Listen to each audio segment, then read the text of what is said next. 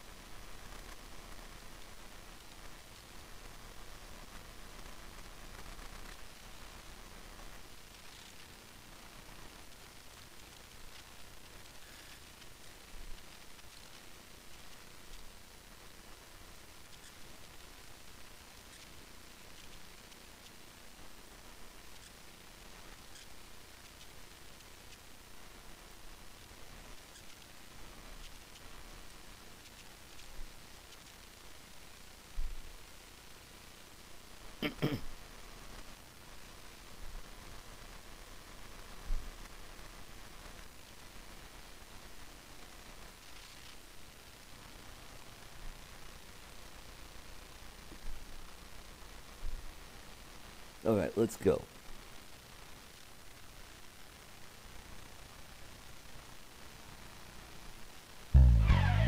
Welcome to Art's Place, conservative talk from a different view. From the Casablanca studio in Golden, Colorado. Hosted by Art Carlson. At 4'6", liberals fear him, and conservatives love him. He's definitely a giant among men. Now, here's your host, Art Carlson. Hey, welcome to Art's Place. We've got a great show for you. Welcome back from Easter break. Took a day off last week. Thought it was a good idea to take a break for the holiday season. And so we're back. We've got a great show today. We're going to talk about how the Democrats are trying to oust a very good man, a friend of mine, Randy Baumgardner, a state senator from, Hot Sulphur Springs, Colorado. This all stems from an accusation that one of the other legislators or legislators' aide said somebody touched her buttock.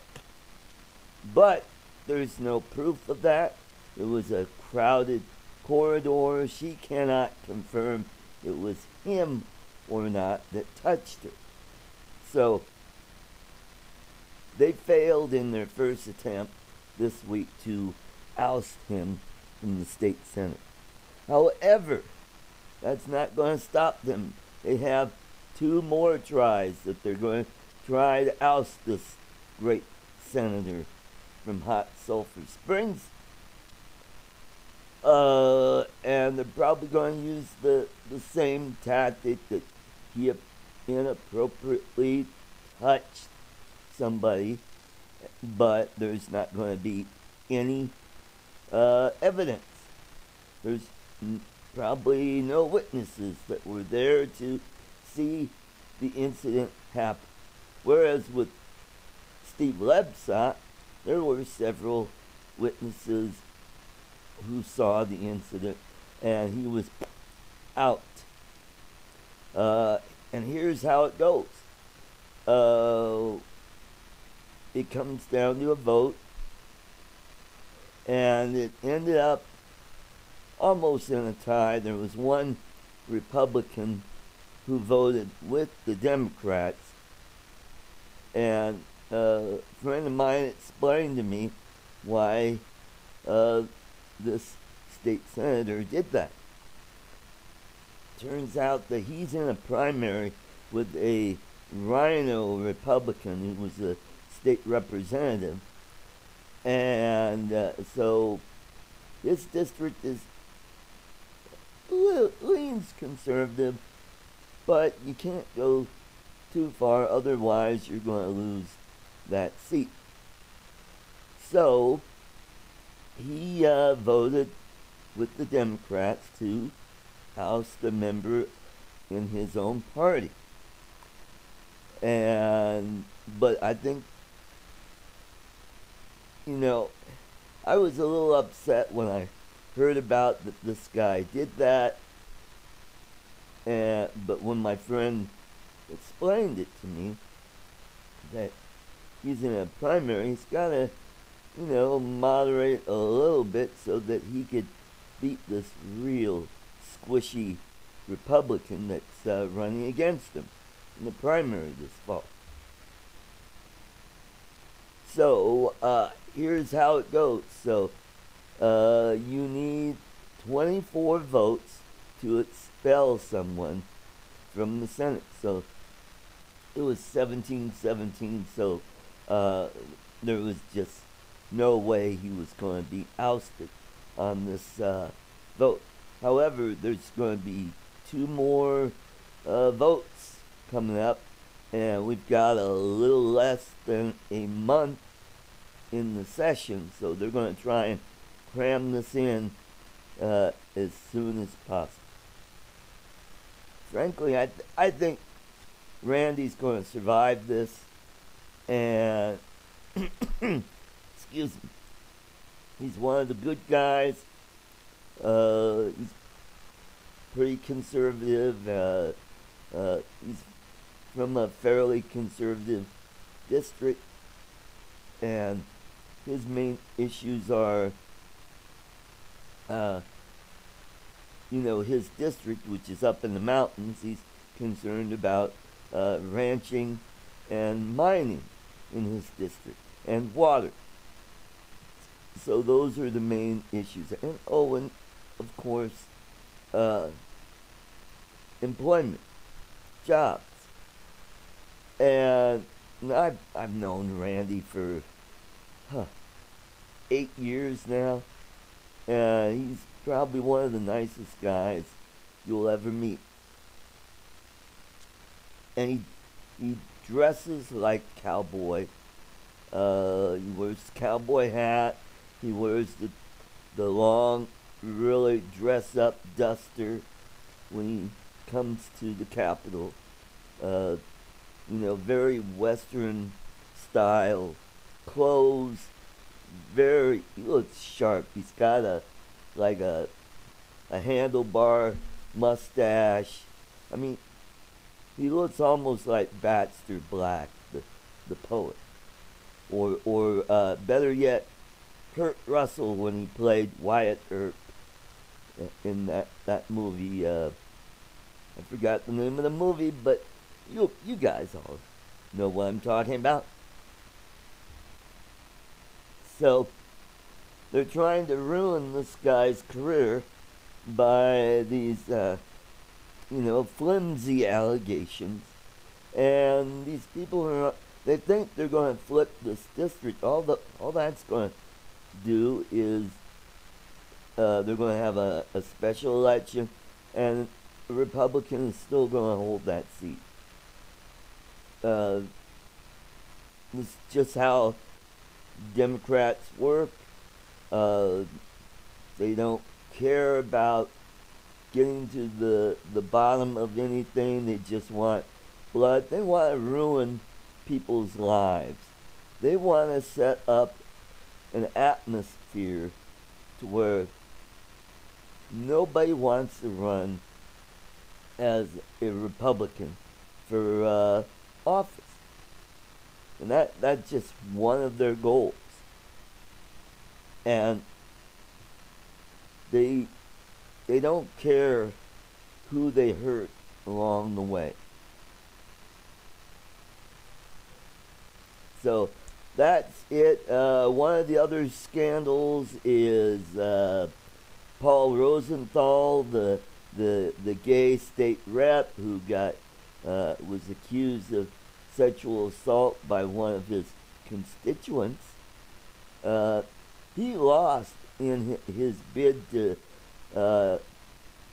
to be reelected. He was primaried, and at the county assembly, he did not get 30%, which is minimum you need to get on the ballot. However, he could still petition on if he wanted to, but that's just a lot of work and really hard to do. Also, another scandal that's brewing that the media is not even touching, the Democrats are trying to ignore, is State Senator Democrat Daniel Glory Hole Kagan, who has been caught or seen leaving and entering the ladies' room at the Capitol. My only thing is I think he's probably looking for a glory hole to get his jollies off. So he's a pervert. So now if there's anybody that has hard evidence to oust, is Daniel Kagan.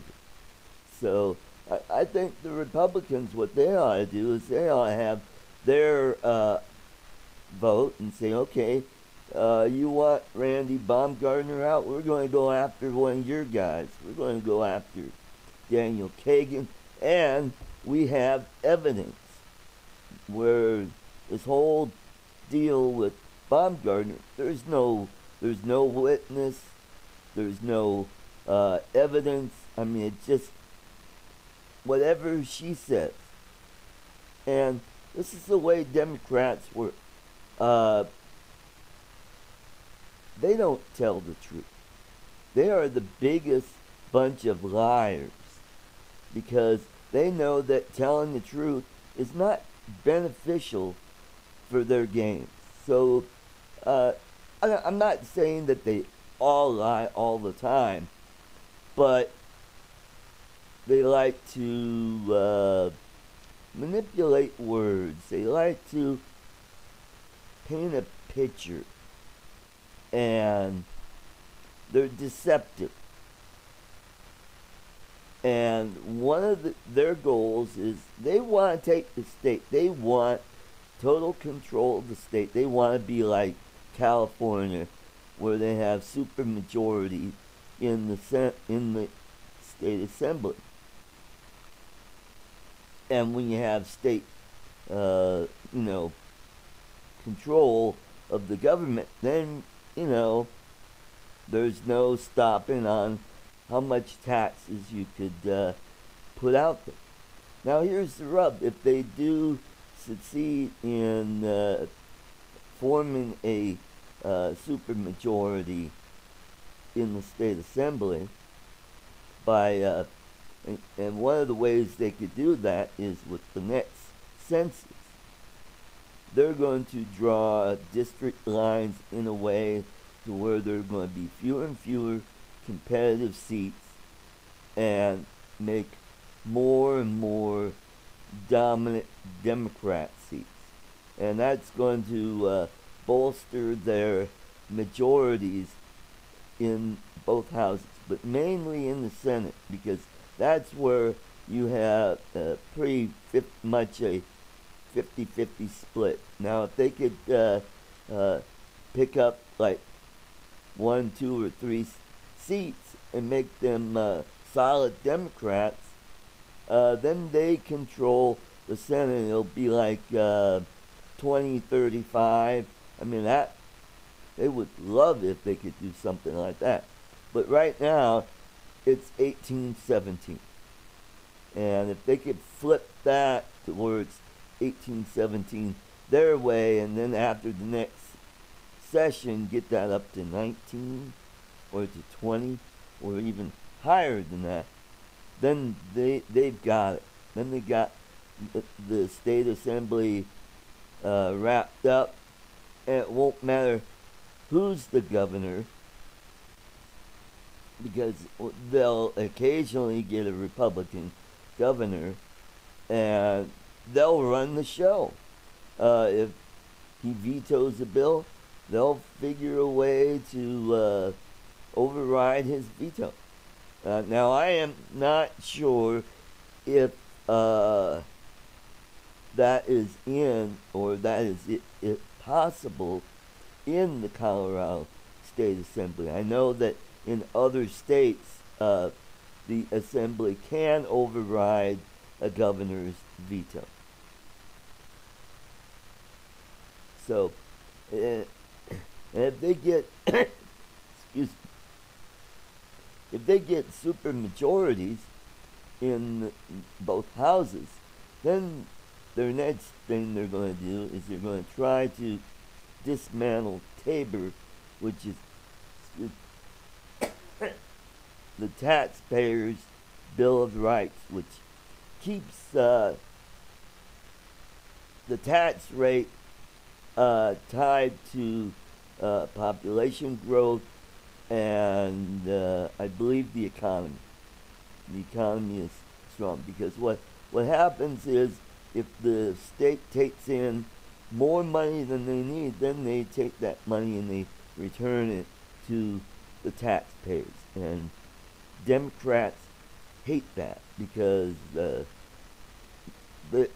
in their mind they think that that money is theirs. It's not your money. They just let you have some of the money.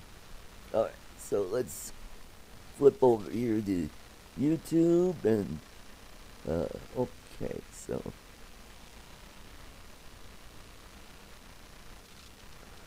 alright, so if any one of you has a question, go ahead and shoot me a question and I will answer it, and or if you want to talk about something else other than the scandals, we could even talk about something unrelated to politics. We could, like my friend Lisa just a couple weeks ago caught a big lunker walleye out of Pueblo Reservoir, and man, that was a huge fish. Lisa, I hope it was very tasty when you had them for dinner. The photo of you with that fish says it all. So let's get back to what I've been talking about. So we have Daniel Kagan with his scandal, and Rosenthal, he's out. So that's all the scandals that have been going on here in Colorado. Elsewhere, what's going on is, I guess Jimmy Kimmel is going after Melania Trump, and I think he's starting to feel a little bit of heat from the network on his attacks, which I think is totally fair. I think, hey, if the Democrats could pull these kind of shenanigans on us, then we could go to their shows and start calling up their sponsors saying, hey, we're not buying your product unless you do something about this person, because of what happened. This all stems from Laura Ingraham, who was mocking David Hogg. He can't get into a school that he applied to. Well, it turns out later on that he did get accepted to Cal Poly, which that's their school, and that is the school that Will Dosovich, the vlogger from the Philippines, went to. I still don't know what degree he got. I think he got a business degree from there. But yeah, so now David Hogg is all mad about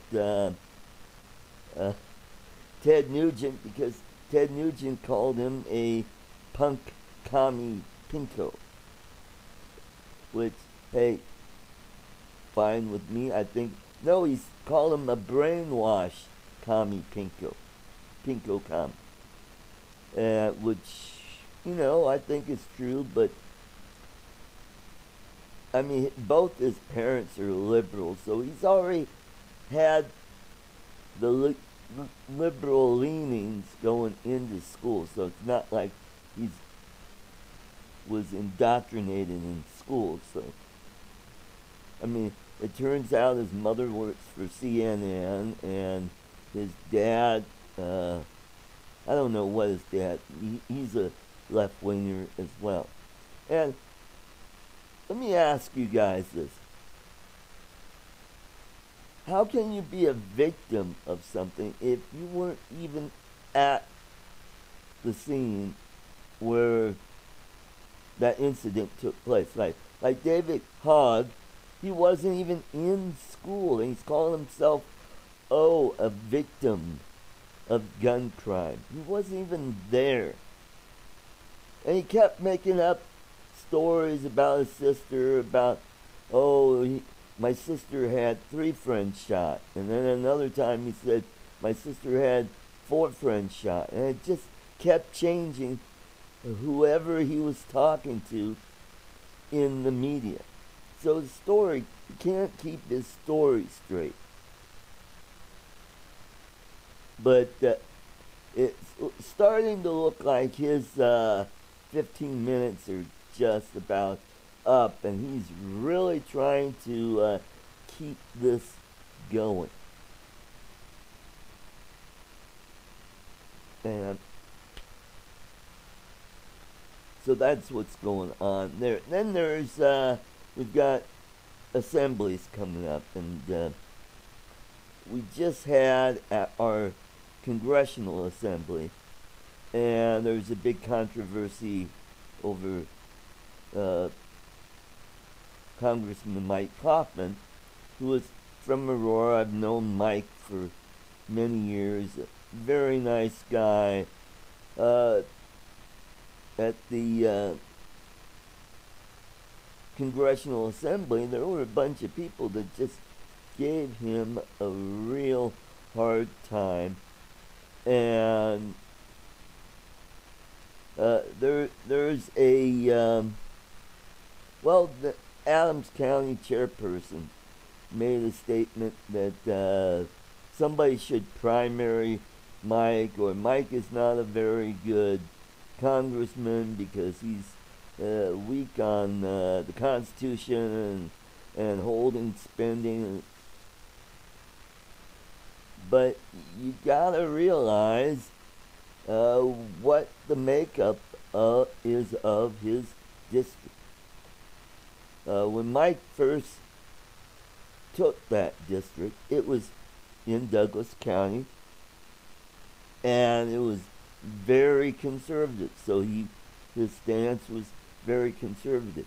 And then when we had the redistricting in 2010, his district got moved up to Aurora and Adams County, and it became a very moderate district. So he had to change his stance on issues that reflect his district.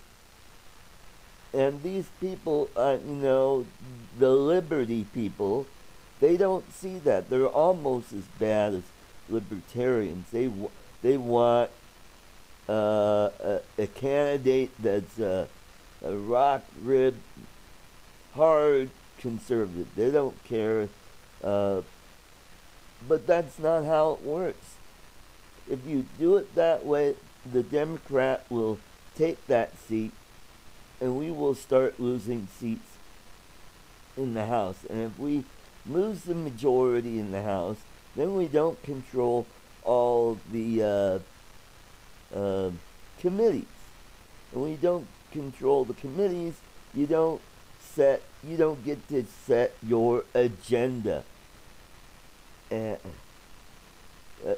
Mike Rosen always had a great saying that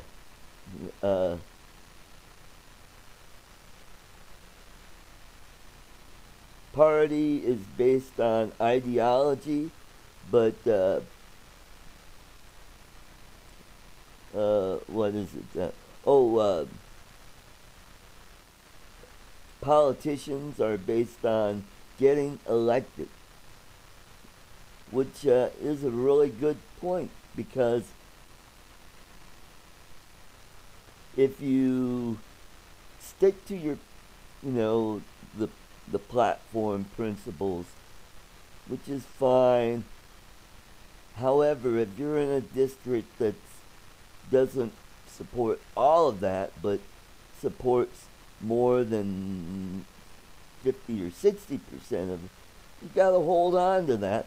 Otherwise, you're going to have a Democrat who comes in, acts like, oh, I'm a moderate, and they get that seat, and then they go hard left after they get in.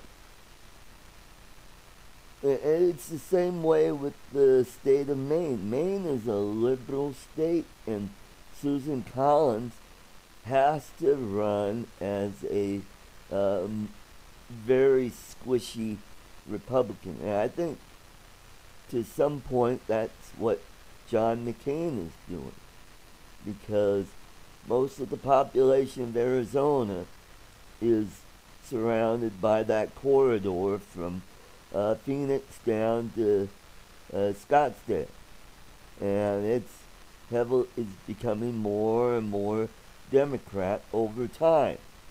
And I think eventually, sorry to say this, that Arizona is going to be a blue state in the future.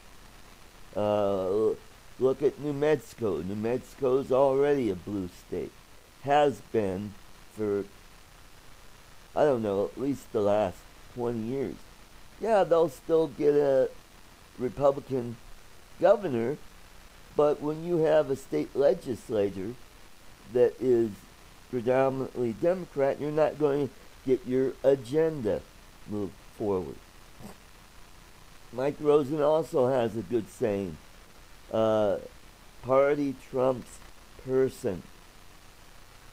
And I agree with that. This friend of mine, before I met him, I was a lot like these liberty people. I wanted rock-ribbed conservatives, and that's all I want. Then once I became friends with this guy, and he's been in the political realm way longer than I have, and he started pointing out and saying, this is how this is. But I'm still to the right of my friend, but we get along with each other, and we talk about politics and the state of the state. Which gets me into, all right, let's finish up with the assemblies here. Now, next weekend, next Saturday, is the state assembly, where we're going to be voting on who's going to be on the ballot for governor and other statewide races, such as treasurer. I think Secretary of State, but Wayne Williams, he's got that locked up. He's the incumbent, and nobody's running against him in primary, so he's got that locked up. And since there are no Senate seats up, so there are no candidates for that.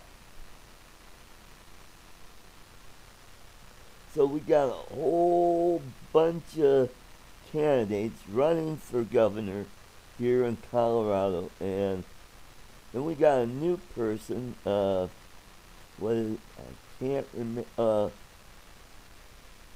I think it's Barry Farah is his name, if I'm not mistaken. He just got in a few weeks ago, and that kind of change the dynamics, because the last time I spoke with Walker Stapleton, he's petitioning onto the ballot. He was going to show up at the state assembly and thought that he could get on the ballot there.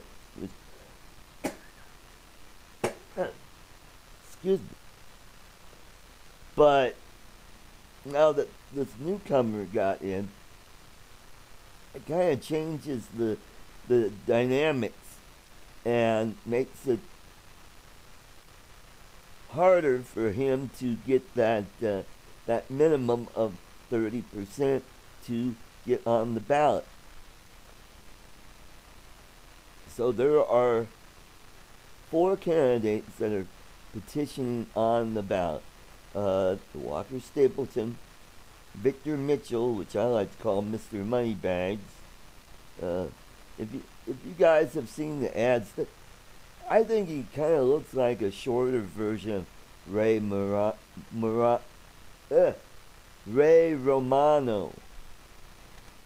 And then you got Cynthia Kaufman, who I don't even think is going to get on the ballot. I don't. And then there's Doug Robinson. I think he's got a good shot. And then you got Lou Gator, Steve Barlock, the new guy. Who else? Oh, Greg Lopez. All of those guys I like. A couple of them, they're so-so.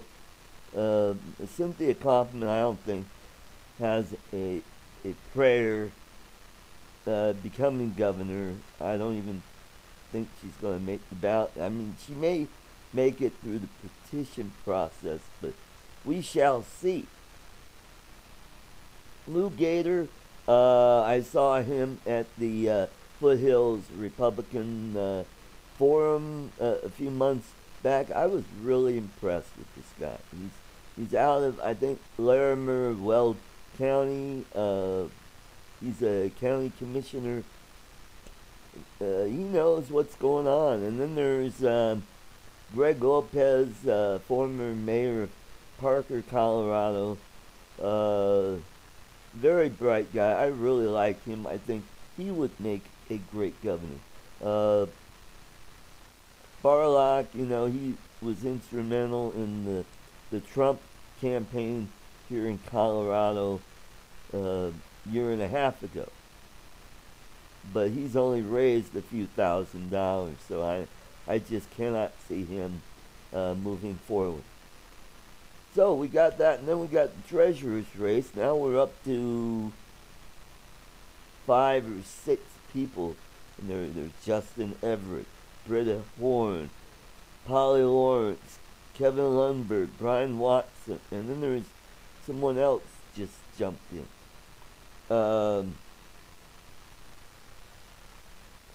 Justin, well, I think all of those will make a good treasurer. I think with the way the Democrats screwed up their chances of taking the treasurer seat, because Lebsock is gone, so that leaves them very little time to get a candidate to run for state treasurer. Then if you look on the Democrat side for governor, you have Kerry Kennedy, Jared Polis, and Mike Johnson. Mike Johnson was doing really well, has really faded, but now it's neck and neck between Kennedy and Polis. However, Kennedy is somewhat touched by the Hancock scandal here in Denver.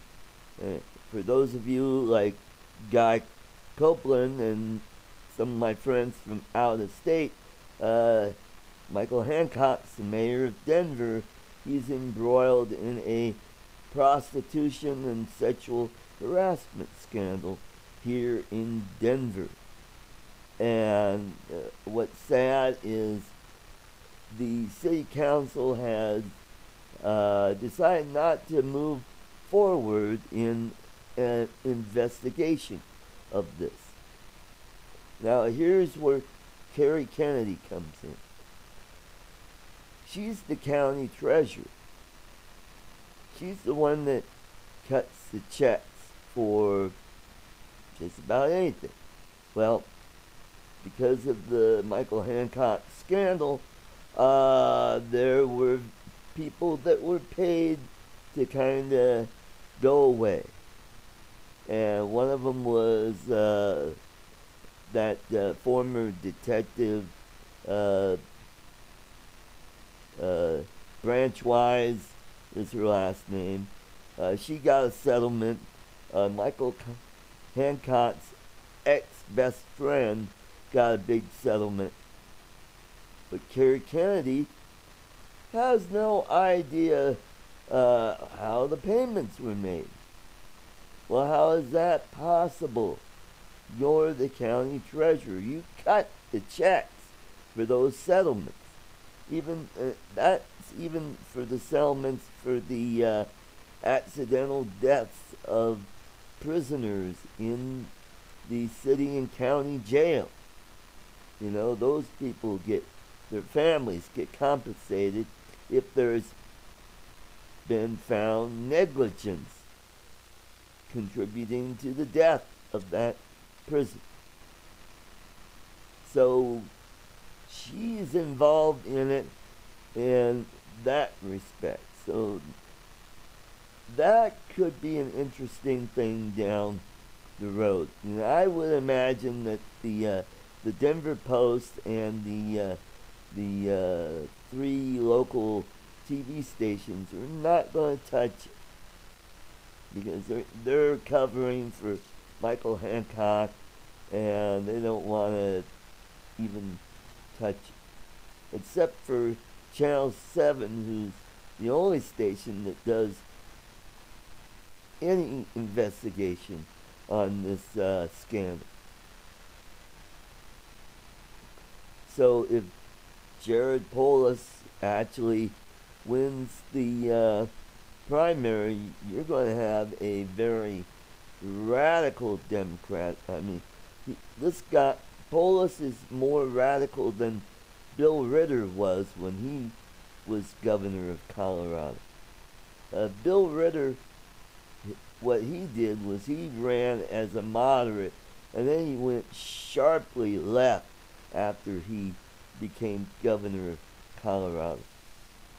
But when it looked like he was going to lose in the next election, he decided he wasn't going to seek re-election. That's where Hickenlooper came in, and that's when the wheels fell off the Republican ticket there.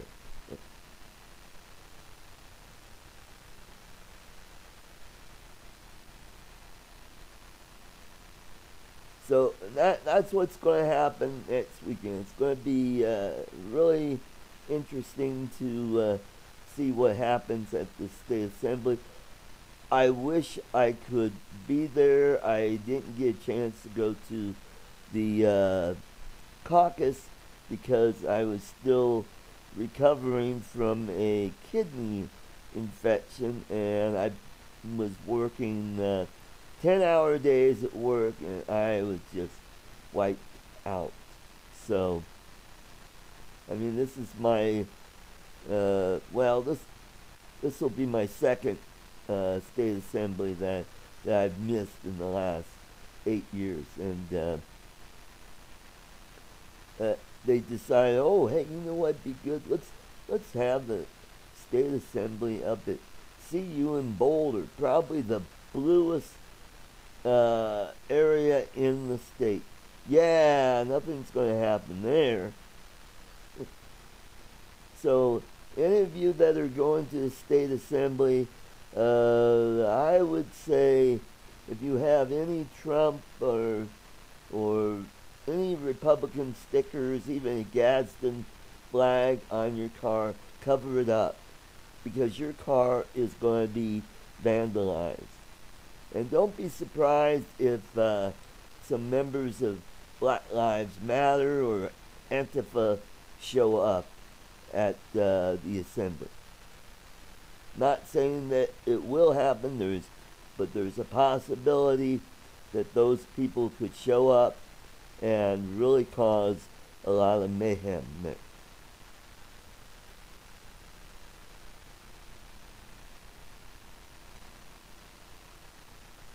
So that's what's going to happen next weekend. So I've been checking who's running in which competitive districts. Guess what? Libertarians have decided they're going to run candidates in those competitive districts. And you know what that means? That means the Democrats will win that district. Here's how that works. When you have a competitive district where it's pretty much split 30-30-30, 30 Democrat, 30 Republican, or 30 unaffiliated, or if, for example, Republicans have a slight lead in that district. Libertarians love to run candidates in those districts because they hate Republicans as much as Democrats do. And nothing makes them happier than to see a Republican lose that seat. So what they do? They got a candidate running in Senate District 24, which is Beth Humanic's district. And this is in Thornton. Thornton's not a very conservative district at all. We were really happy when she won that district last time. And her Democrat opponent is Faith Me Too Winters. She's the one that lobbied or filed the harassment charges against Steve Lebsack that led to his ouster. So she's got that notoriety. So the Libertarians decided they're going to put a candidate in there. So there's a good chance we could lose that district. We lose that district, then it flips to the Democrats. Number 2, State Senator Tim Neville. Not only does he have a Democrat, he has a Libertarian running in his district. Now, the last time Tim ran, he won with 51%. Not a very big margin. What could end up happening is the Democrat could win that district with less than 50%. I could see it 49% to 47% for Tim Neville. Tim Neville could lose that seat. I'm not saying it's a done deal, but it's a good possibility. So that gives Democrats a 2-seat lead. However, here's the other caveat. Senate District 20.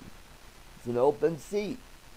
We've got Christine Jensen, Republican, running. And then she's running against a very liberal Democrat, and there's a Libertarian.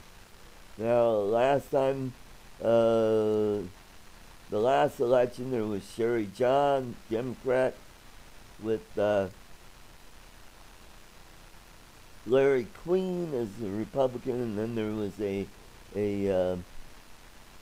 Libertarian who ran, and the Libertarian took enough Republican votes away to return that seat to the incumbent, Sherry John.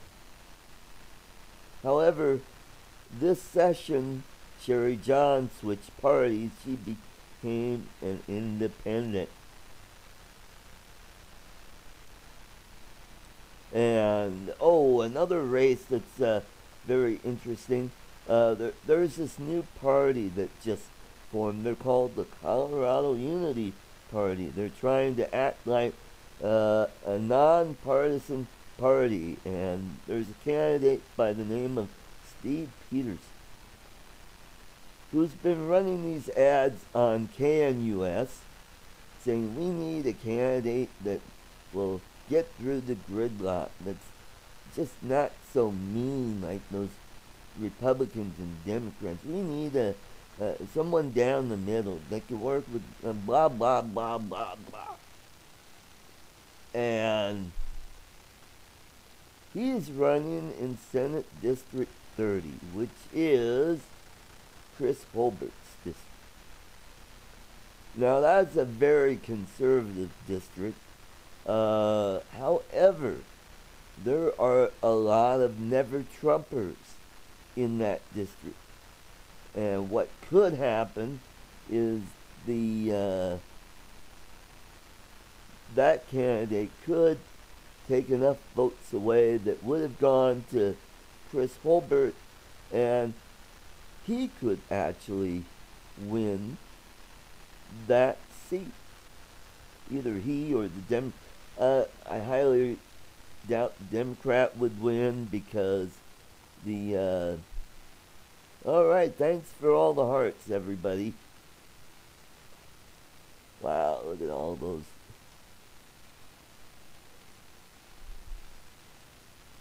And, but I think Chris is going to hold on to that seat. Now, he is part of that Liberty wing of the party. He's very conservative, especially on social issues. He's very Christian-oriented, which is a good thing. We need some of that here in Colorado. And he's also the Senate Majority Leader. He's not the president. He's up there in the leadership position, which is good. I think he's doing a really good job. I've known Chris for over 8 years when I first ran for State House, and we developed a pretty good friendship. Although, we haven't talked really much in many years. Well, he's a legislator, and he's really busy with working there, and then he has his business, and you know how that goes. So that could be an interesting race to watch. On the House side, we need to pick up 2 to 3 seats to flip the House back to the Republicans. Not looking very good, especially in House District 29. Grady Lewis, his campaign just blew up the other day. He decided to post on Facebook, hashtag I stand with Anil. And Anil, he's the chairman of Adams County. He's a very hard right wing, and he's got a litmus test for candidates. If you are not this, you're not going to be, you're not going to get money if you get on the ballot. So, I doubt that Beth Domenick is going to see any county money from Neil Matai. He's a stooge of RMGO. I think what he's trying to do is he's trying to flip Adams County back to the Democrats because, he's a buddy of Dudley Brown, and Dudley Brown is this phony Second Amendment group, and they get their money by having Democrats in power, because it really fires up a lot of people to make donations to their organization. I just wish that someone would launch an investigation into RMGO, find out how much money Dudley Brown and his cohorts are skimming off from the donations that are coming in. And I want to see if Dudley Brown is actually making, is that his sole source of income. I would really like to find out what is going on there. All right, Robert is in. Oh, well, good to have you, Robert. Vincent, good to have you. We got several people from the Philippines watching. That's good. So I've got a far-reaching show, which is good. Let's check back on YouTube and see. Nobody sending me messages, but I've got 2 people watching. And the video quality is not looking all that great on YouTube. Alright, we're back. What happened? Okay. For some reason, my intro just popped back up. What the heck is going on there? Mike Tompkins has joined. That's good. Oh, so Robert has had some experience with Dudley Brown back in 2008. Yeah, this is one of the things that Dudley Brown and his group is, if their candidate is in a primary, that's when they get really dirty, and that's what's going on with the state treasurer's race, where Justin Everett is going really negative on one of the other candidates, and evidently he perceives himself as being one of the top tier candidates there. I don't know. Alright, Ed Kalo has joined. That's great. So, it is looking really bleak for the Republican Party here in Colorado this coming November. I hate to say that, but we've got a lot of forces working against us. However, elsewhere in the country, a lot of good things are going on. I'm hoping that we hold on to state legislatures in other states to where we can have a majority in most of those states in the country. And also, I really would like to see us hold on to the House. If we lose the House this year, Trump will be impeached, because the Democrats have made it a mandate that as soon as they get the House, they're going to start impeachment process. Even though Trump has broken no laws, they don't care. They want him out. They hate him. Why do they? Because he's actually doing the things they say he was going to do. He's got the economy going. He's actually helping out the steel industry and the aluminum industry. So that's helping the union people there.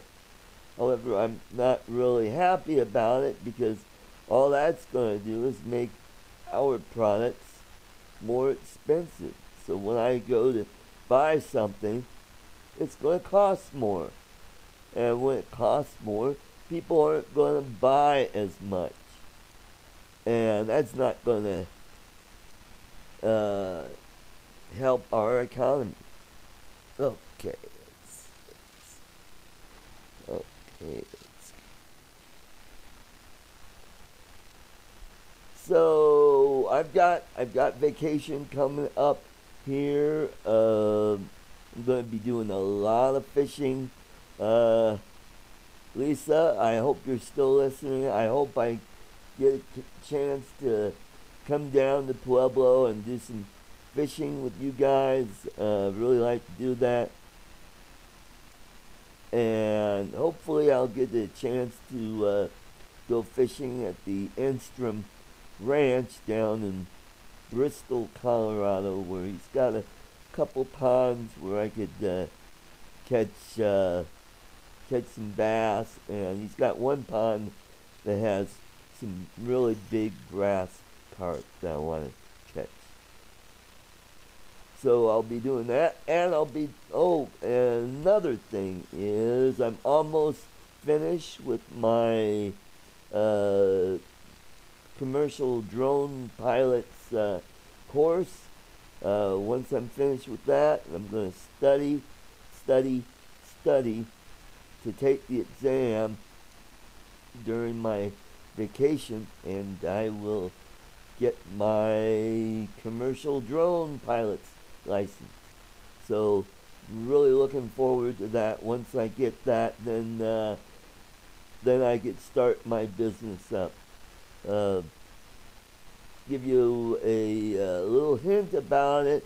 The name of the company is going to be called Artco Drone Solutions, and it'll be mainly video and photography, but not exclusively. It's going to be other things. I could help out with search and rescue with my drone. I could do mapping for farmers or for developers that want to develop a tract of land for housing. I could fly my drone out there so you could see what the terrain is without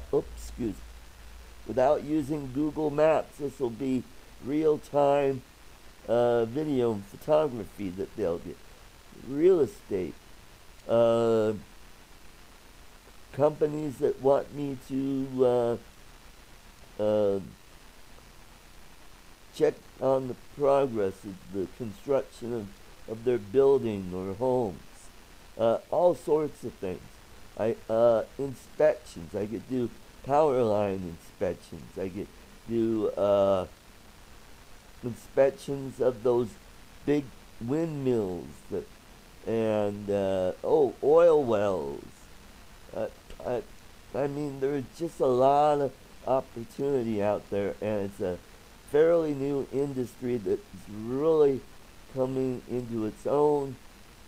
Had the great pleasure of taking my drone out to Rick Enstrom's house yesterday, and just had a blast there. I've got some footage that I'm going to edit later and post on YouTube and on Facebook. And also during my vacation, I'm going to start setting up some more channels on Facebook, so that my Facebook page, I'll have each channel dedicated to a certain subject. Like one will be for drones. That's my Artco Drone Solution channel. And I'm going to have another one for cooking. I'm going to call it Chef Boy RT, spelled differently. And I'm going to do another one on fishing. I'll call it Fishing with Art, or Art's Place Fishing. I'll figure out a name for that channel. Because I looked at the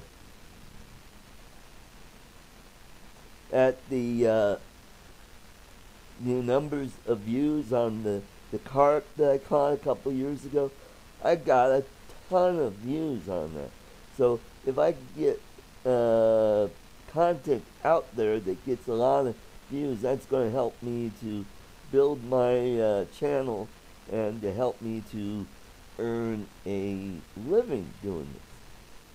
Because eventually, when I retire, I'm going to be in the Philippines, and I will be still be doing the show. Art's Place will evolve there as well.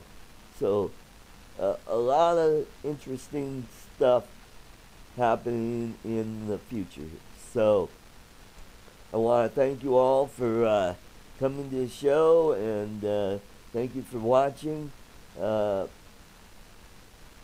I hope you all have a great Sunday, and God bless you, and God bless the state of Colorado and the United States. See you next time. Bye-bye.